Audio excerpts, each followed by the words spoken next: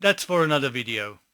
In part 1 of our song mixing exercise, I demonstrated how and where to download the multi-tracks and then import them into our DAW Cakewalk by BandLab. In this part 2, we're going to have a closer look of all the tracks that we've got in our project and also do some gain staging, a basic gain staging. And while we're at it, I'll touch up on what the importance of gain staging is, whether we are recording the tracks or in this case now that we are mixing the tracks of someone else's recording. And then we'll do a basic balancing using our faders so that the song comes to life and get it ready for arrangement, setup, as well as, start processing the audio. We have our project open in Cakewalk by BandLab, and the project is by Coltraine, and it's a cover song, That's How I Got to Memphis. Let's dive in and inspect our tracks and the waveforms. Let's zoom in a little bit, and this is our kick track that we are looking at right at the top. And from experience and looking at this waveform, and you can see how it's all uniform. There's not much dynamics in there, so it's all the same levels. This automatically sort of lets me know that it's most likely a VST plugin. And we have the snare up, looks like about the same. Yep. As you can see how it's all compressed and tightly, neatly together. And let's have a look at the snare down. Yep. And then we've got the hi-hats, most definitely. Now, here's something that we can use to identify whether these tracks are live recordings of drums or they are just VST instruments. Live recordings will have bleed no matter what. So let's have a listen to the hi-hat in solo mode. Yep, I can't really hear any other parts of the drums. We know there's kick there. And so on. Let's have a listen to the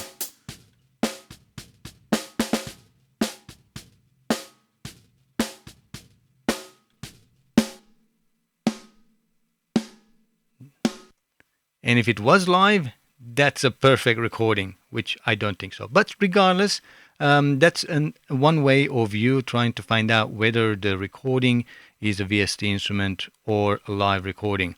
And you can see from the waves, there's not much dynamics happening, so definitely a VST instrument in there, which is fine. It's quite common these days to use VST instruments, like drums as well. Yeah, so there we go. One thing we can have a look at is the signal level, gain staging, which I talked about. And for that, I'm just going to expand it a little bit and dive in a little bit deeper into the waveform. And I'm just going to check the peaks of these waveforms and compare it against where you can see my mouse is. You can see it's got -12, -9, -6, and -3 right at the top there. And the peaks of these signals are perfectly -12 dB right there. As you can see, that's also a good indication that it's a VST instrument. So if we wanted to gain stage, we wanted the signal peaks anywhere between -9 and -12 on average. This gives us a signal that is not too loud and not too soft. Not too loud that it's going to clip and distort. Not too soft that it's going to have some artifacts or noise, etc., especially when we are recording. And one thing that would be obviously live is the vocal. So I'm just going to scroll down and check the vocal and see how it's actually recorded, or the signal level. As we can see, we have average of -12 if we sort of look around with our eyes. And then we've got peaks at -9, which is quite a good and reasonable recording of our audio. And that's what you want to record. So if you are recording live instruments, vocals, then that's what you need to aim for. Exactly what you see here on screen. So the signal is on average about -12 and peaking -9. And with some compression, we'll be able to control those peaks as well and reduce the dynamic to bring the vocal more up front. Again, this depends on our taste.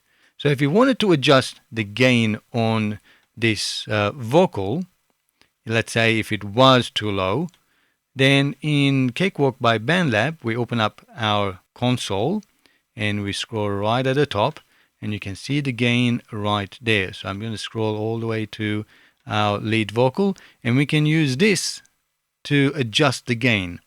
Let's assume that the gain was a little bit too low. It was -20. And to bring it up to -12, then we probably add about 6 dB. So we can increase that to 6 dB or thereabouts. And this will increase the input to our channel. If it was too loud and we were going much closer to -3, then we can use that to reduce the input to our channel by maybe 7, 9 dB. That way it's hovering about -12 dB so that the signal is not distorted following all the way down our channel, all the way to the fader. And I have had people ask the difference between gain and fader, why you need two if they both adjust the volume of the signal. Well, there are different. Gain is adjusting the input of the channel, adjusting the gain of the input of the channel. Everything else follows afterward. And then the fader is adjusting the balance, the output of that channel to mix with the rest of our channels. So if we have too loud clipping at the input, then doesn't matter how much we reduce our output, our input signal is still distorted. I hope that basic explanation of gain staging and what the difference between the gain knob and our fader and the differences, once you grasp that understanding, then you know the reason why. I do have a complete video explaining gain staging. I will leave a link in the description and possibly a card in the top right hand corner. You can click and watch and might better understand how that works. So in the meantime, let's reset this back to 0 because it was recorded and exported most likely at the right level, making it easy for us. So we don't require any gain staging for this project. If you believe you need to do some gain staging, and if you want to do the exercise, please feel free to adjust the gain knob to get whatever output level you expect on your channel. Now that we have our gain staging done and our signals are really great levels coming out of our channels, the next stage is the balancing act. No, not that juggling one. The balancing act or the balancing of our tracks of our song by using the faders. And there are two methods. Method 1 is a mix down. Method 2, mixing up. There is no right or wrong which way you approach your balancing. It's a personal preference, and this depends on the project as well. Some projects works better, for me personally, to mix down, and some projects works better mixing up. What are the differences? With mix down, all of our faders, we are set at 0 dB, as you see on the screen right now. And with mixing up, all our faders start at the lowest infinity level. So while we are mixing down, we are turning volumes of our faders down of all the loud instruments to balance our song. While we are mixing up, we are introducing the instruments into the song. And since with Cakewalk, by default, the faders are at 0 dB, and most beginners will start mixing mix down method, so I'm going to approach this the other way. I'm going to start mixing up. So let's look at just going to narrow all the strips. So every channel is on my screen, and just turn everything down. Now that I have all my faders at infinity level, that means faded out, let's find in our project a good spot to loop.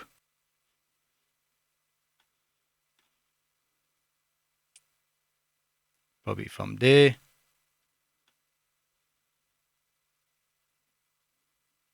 to about there. I'm just going to select that to loop by clicking the loop option, and loop is enabled.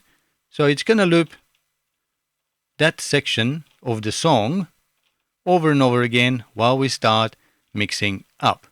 One thing we should also make note on this project, let me just wind on the strips again, that with the guitars, you may find when you downloaded this project for your mixing exercise that there are multiple guitars there, guitar 1, guitar 2, then there's guitar 2 DI, and there's guitar 2 DT and DT DI, and then guitar 3, and so on. The DI means that's the direct guitar input, so clean, unprocessed guitar signal, where the guitar 1 and guitar 2 are the amp's microphone output that's being captured. So if we like, and we want to be a little bit more creative, we can use our guitar direct input, the DI input, and put a VST amp sim and completely change the tonality of the guitar in our song. So in this project, I'm not going to use any of the DI inputs.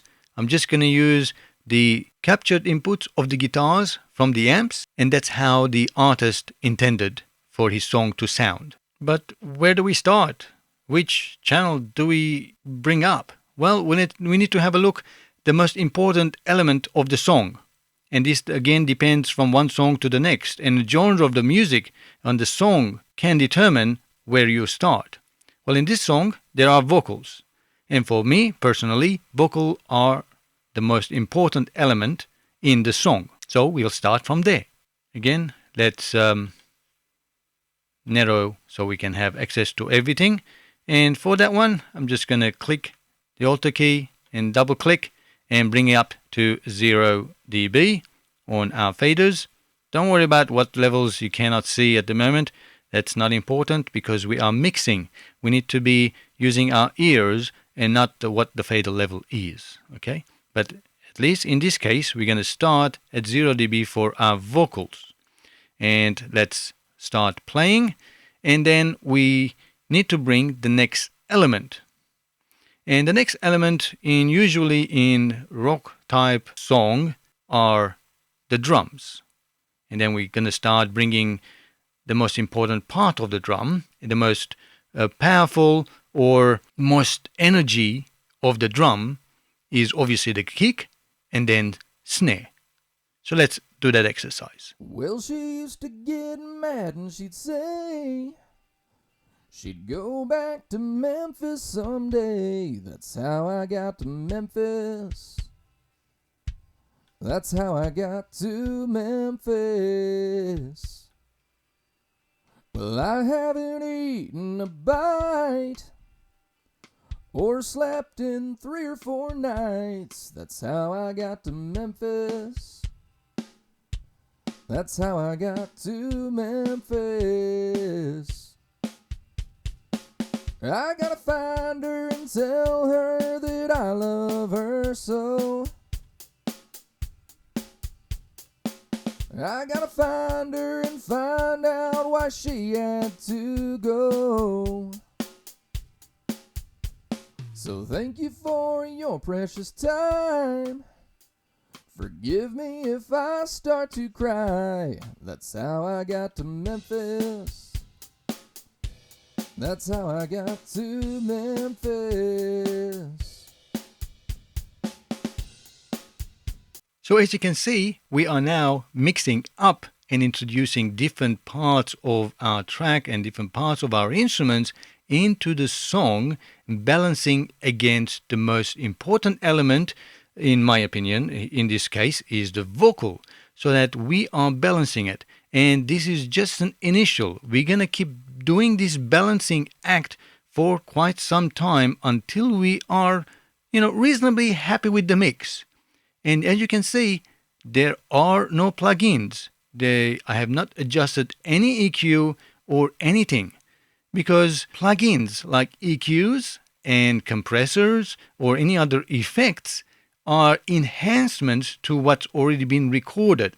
There's no point of adding an EQ if the recorded material is already exactly how we want it to sound. Why would you want to add an EQ? Why would you want to add a compressor if the sound, the signal is already at the right dynamic level? There's no point of compressing it even further and extracting every juice out of that performance and making it dry as hell. So keep that in mind. When you start mixing and balancing, start with no plugins. Plugins are later stage to enhance what we already have and to enhance and improve things that we can't improve by just balancing. So to speed things up, I'm going to go ahead and balance the rest of my tracks, and within a few seconds I will come back and we'll have a quick listen of our initial and first balancing of our song. I spent about 2 minutes balancing it. You might want to take maybe 3 or 4, no longer than 5 minutes to balance your first initial mix of the song. Don't take too long. Don't spend too much time on it. You just need a simple balancing to get you started so that your song comes to life and all the instruments can be heard in the song in this section, which is virtually a verse and a chorus. So let's have a listen and let's see how far we've gone. Well, she used to get mad and she'd sing. She'd go back to Memphis someday. That's how I got to Memphis. That's how I got to Memphis. That's how I got to Memphis. Find her and find out why she had to go. Well, this is the end of part 2. Now we have a song. We are now seeing how the song is coming to life. And I hope you are progressing with me. And if you have any comments so far, feel free to use the comment section below in this video. And if you have any questions, and I'll try my best to help you out as well. Let me know how you're going with your mixing exercise. If you're up to this stage or you're already ahead of me, this is really, really great. And in part 3, we're going to dive even deeper. We will start doing some audio editing, cleaning up some of the tracks that require mixing. We're going to look at different elements or the instruments of each of the tracks in our song arrangement and set up markers so we know where the verses are, the choruses are. So we have an idea how to process it later on. And then we'll start grouping them together into buses and so on. Well, I hope you stick with me with that one. And if you haven't subscribed, I hope you do subscribe. That way you get sort of notified as soon as I upload the next video in this series of mixing a song exercise. If this video was helpful, make sure you give me the like. And as always, thanks for watching and have a great time making music. Catch you in the next one.